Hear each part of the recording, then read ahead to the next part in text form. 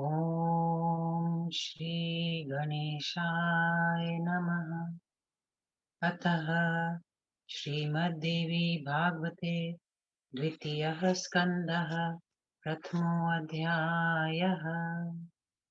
ऋषयौचु आश्चर्यकर्म मे तत्ते वचनं गर्भहेतुकम् सन्देहोऽत्र समुत्पन्नः सर्वेषां नस्तपस्विनां माता व्यासस्य मेधावी नाम्ना सत्यवतीति च विहातीता पुरा ज्ञाता राजा शन्तनुना यथा तस्याः पुत्रः कथं व्यासः सती स्वभवने स्थिता ईदृशीं सा कथं राज्ञा पुनः शन्तनुनावृता तस्यां पुत्रा विभौ जातौ तत्त्वं कथ्ये सुव्रत विस्तरेण महाभाग कथां परमपावनी उत्पत्तिं वद व्यासस्य सत्यवत्यास्तथा पुनः श्रोतुकामः पुनः सर्वे ऋषयः संशितवृत्ताः।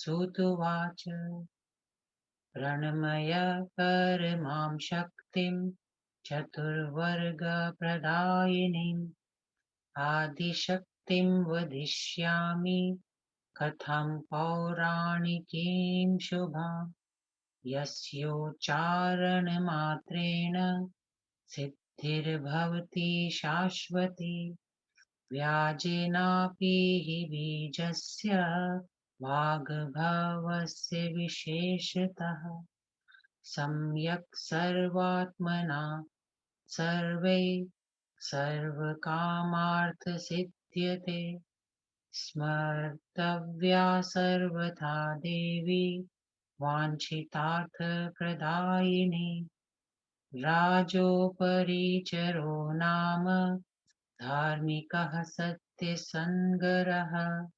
चेदिदेशपतिः श्रीमान् बभूव द्विजपूजकः तपसा तस्य तुष्टेन विमानं स्फाटिकं शुभं दत्तमिन्द्रेण तत्स्मेय सुन्दरं प्रियकाम्यया तेनारूढस्तु सर्वत्र याति दिव्येन भूपतिः न भूमावुपसेविस्थोऽसौ तेनोपरिचरो वसुः विख्यातः सर्वलोकेषु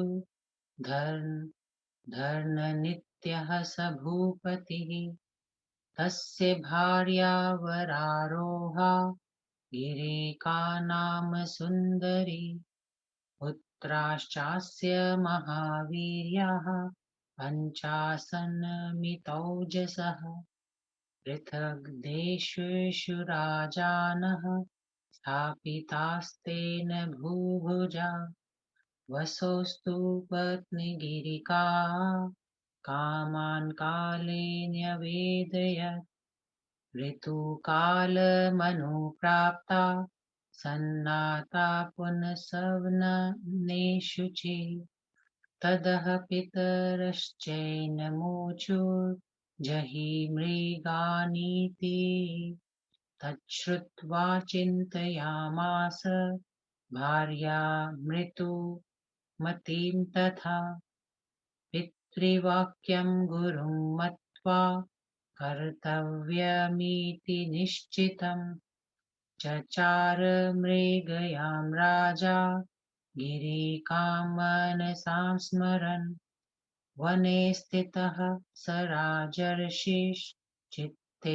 सस्मार भामिनी अतीव रूपसम्पन्नां साक्षाच्छीर्यमिवापराम् तस्य रेतः प्रचस्कन्द स्मरतस्तां च कामिनीम् वट्पत्रे तु तद्राजा स्कन्नमात्रं समाक्षिपत् इदं वृथा परिस्कन्नं रेतो वै न भवेत् कथम् ऋतुकालं च विज्ञाय मतिं चक्रे नृपस्तदा अमोघं सर्वथा वीर्यं मम चैतन्यसंशयः प्रियायै प्रेषयाम्येत धीतिबुद्धिं कल्पयत् शुक्रप्रस्थापने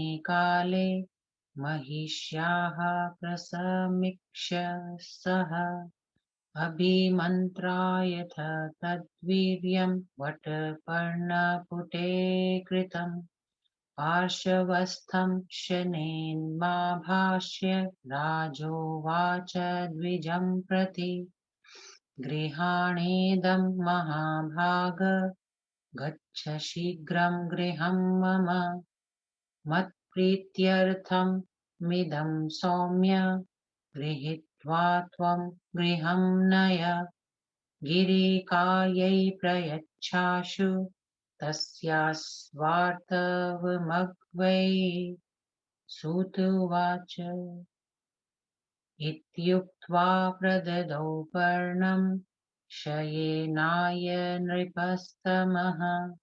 सगृहीत्वोत्पपाताशु गगनं गतिवित्तमः गच्छन्तं गगनं शेनं धृत्वा चञ्चु पुटे पुटं तमपश्यदथा यान्तं खगं शेनस्तथापरः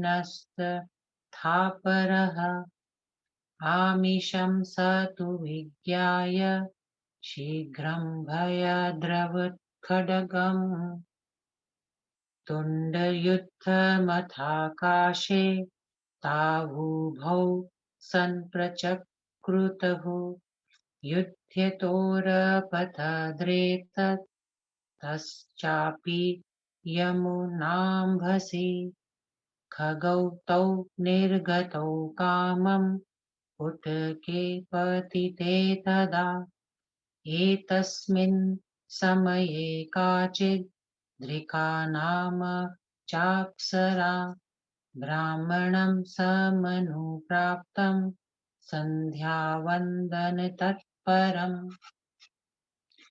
कुर्वती जलकेकिलं सा जले मग्ना चचार सा जग्राह चरणं नारी द्विजस्य वरवर्णिनि प्राणायामपरः सोऽथ दृष्ट्वा तां कामचारिणीं शशाप भवमत्स्ययि त्वं ध्यानविघ्नकरी यतः सा शक्ता विप्रमुख्येन बभूव यमुनाचरी शफरी रूपसम्पन्ना राधिका च वराप्सराः शयेन पादपरिभ्रष्टं तच्छ्रुक्रमथवास्ववि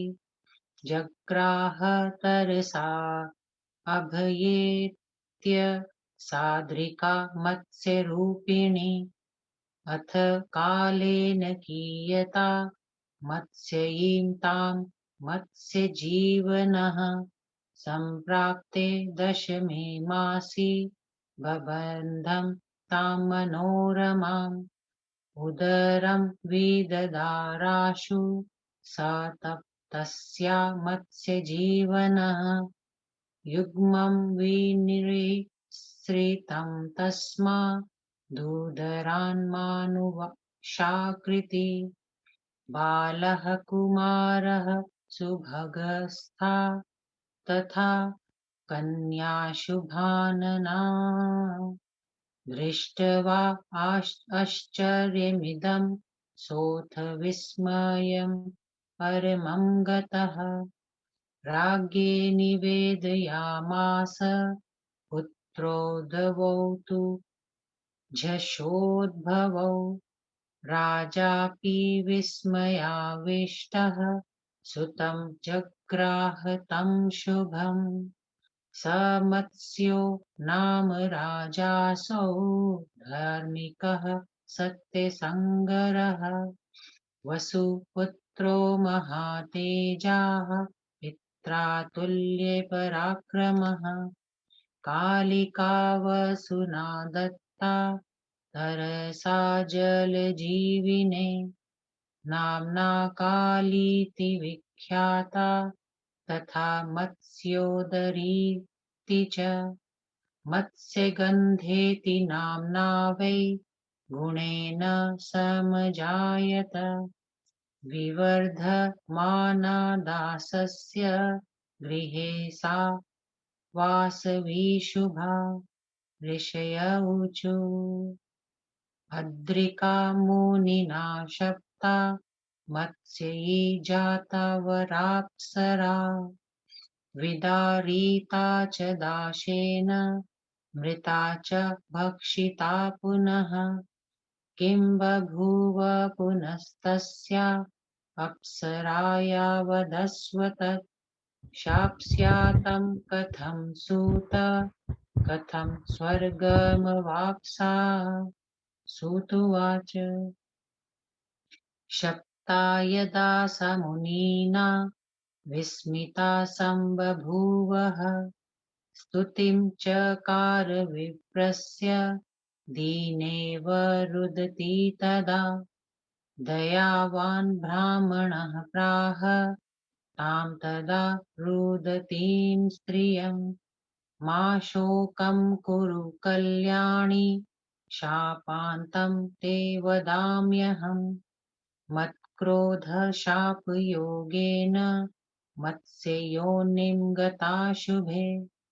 मानुषौ जनयित्वास्त्वं शापमोक्षमवाप्स्यसि। इत्युक्ता तेन सा प्राप मत्स्यदेहं नदीजले। बालकौ जनयित्वा सा मृता मुक्ता च शापतः। सन्त्यज्य रूपं मत्स्यस्य दिव्यरूपमवाप्य च। जगामामरमार्गं च शापान्ते वरवर्णिनि। एवं जाता वरा पुत्री मत्स्यगन्धावरानना। पुत्री च पाल्यमाना सा दाशगेहे व्यवर्धतः। मत्स्यगन्धा तदा जाता किशोरी चाति सुप्रभा। तस्य कार्याणि कुर्वाणा वासवी चाति सुप्रभा। इति श्रीदेवी भागवते महापुराणे द्वितीये स्कन्धे मत्स्यगन्धोत्पत्तिर्नाम प्रथमोऽध्यायः। पहला अध्याय हिंदी अनुवाद।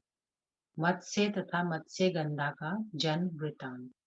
इतनी कथा सुनकर ऋषि बोले, हे सूत जी, आपने नियोग द्वारा गर्भ की बात बताकर हम लोगों को बड़े आश्चर्य में डाल दिया। इस विषय में हम सब तपस्वियों को बहुत संशय है। हे मेधावीन, व्यास जी की माता सत्यवती को पहले ही विवाहित जानकर भी महाराज शंतनु ने उसके साथ विवाह कर लिया था। तब अपने घर रहते हुए समय व्यास जी उनके गर्भ से पुत्र रूप में कैसे उत्पन्न हुए और फिर एक ब्याता स्त्री के साथ राजा शंतनु ने ही क्यों विवाह किया। आप कहते हैं कि उसके गर्भ से फिर दो पुत्र उत्पन्न हुए। सो हे सुव्रत, हे महाभाग, आप इस परम पुनीत कथानक को विस्तार के साथ कहिए। सर्वप्रथम आप व्यास जी की उत्पत्ति का इतिहास और उसके बाद सत्यवती का वृतांत बताइए, क्योंकि हम व्रतधारी मुनियों को यह उपाख्यान सुनने की बड़ी उत्कष्ट आकांक्षा है। सूत जी बोले, हे मुनियों, मैं चतुर्वर्ग प्रदान करने वाली परमा एवं आदि शक्ति को प्रणाम करके यह शुभ पौराणिक कथा कहूंगा। जिस वाग्भ बीज मंत्र का किसी भी बहाने उच्चारण करते ही शाश्वती सिद्धि प्राप्त हो जाती है, उस अभिलषित फल देने वाली भगवती का सभी लोगों को अपनी समस्त कामनाएं पूर्ण करने के लिए सब तरह से स्मरण करना चाहिए। उपरीचर नाम का एक धर्मात्मा, सत्य प्रतिज्ञ, श्रीमान तथा ब्राह्मणों का सम्मान करने वाला राजा था। उसकी तपस्या से प्रसन्न होकर इंद्र ने उसको एक सुंदर विमान दिया, जो स्फटिक मणि का बना हुआ था। उस दिव्य विमान पर बैठकर वह राजा सर्वत्र जाता था। वह कभी पृथ्वी पर नहीं उतरता था। इसी कारण लोग उसे उपरीचर वसु के नाम से पुकारते थे। नित्य धर्म का पालन करने के कारण वह राजा सब लोक में विख्यात हो गया था। उसकी वरारोहा तथा परम सुंदरी स्त्री का नाम था गिरिका। राजा उपरीचर के महाबली तथा अमित तेजस्वी 5 पुत्र थे। उसने उन्हें पृथक पृथक देशों का राजा बना दिया था। एक बार राजा उपरीचर की भार्या गिरिका ने पुंस्वन और ऋतु स्नान के अंतर्गत राजा से गर्भाधान करने की प्रार्थना की।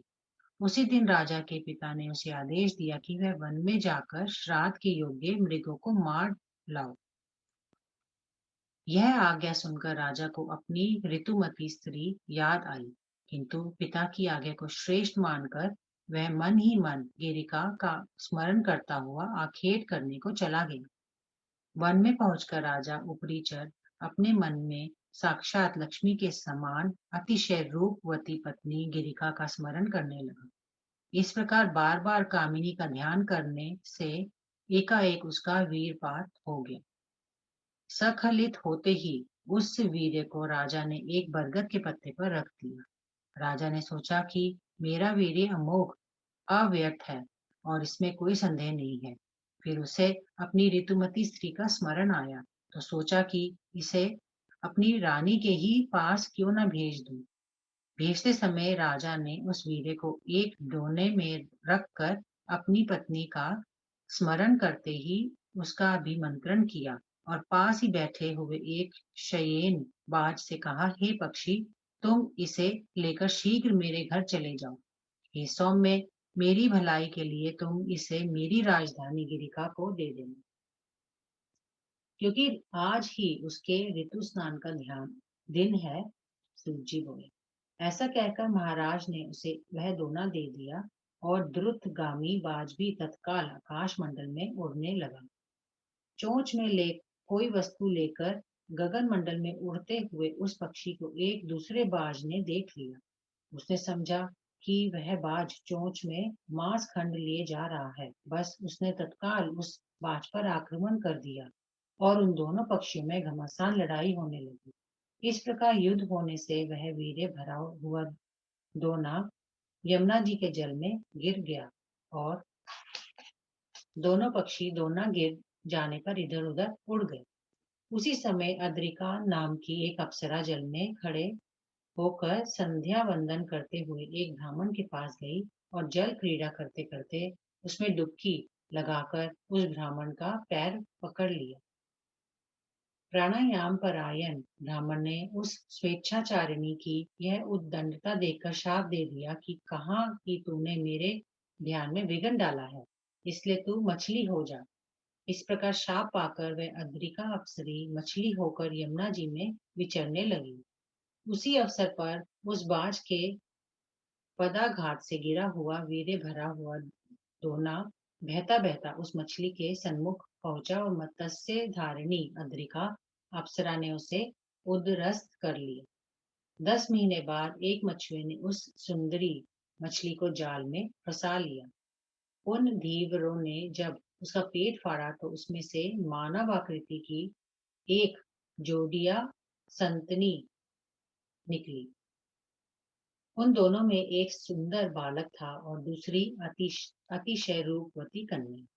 उन्हें देखकर उस धीवर को बड़ा आश्चर्य हुआ। उसने उन दोनों को ले जाकर राजा उपरीचर को दे दिया। राजा ने भी विस्मित होकर वह बालक ले लिया वही बालक आगे चलकर मत्स्य नाम का एक धर्मात्मा, सत्य प्रतिज्ञ, महातेजस्वी और अपने पिता के ही समान वीर राजा हुआ। किंतु राजा उपरीचर वसु ने वह मछली के उदर से निकली हुई काली कन्या उसी मछुए को दे दी। आगे चलकर वह कन्या काली तथा मत्स्योदरी के नाम से विख्यात हुई। अपने गुण विशेष के कारण उसे लोग मत्स्य गंधा भी कहने लगे। उस निषाद के घर वह उपरीचर वसु की वासवी कन्या धीरे धीरे बढ़ने लगी। ऋषि बोले, हे सूत जी, ब्राह्मण ने जिसे शाप दिया था मछली रूप में परिणत उस उत्तम अप्सरा आद्रिका का क्या हुआ? उसे क्या धीवर ने फाड़कर मारा और खा लिया?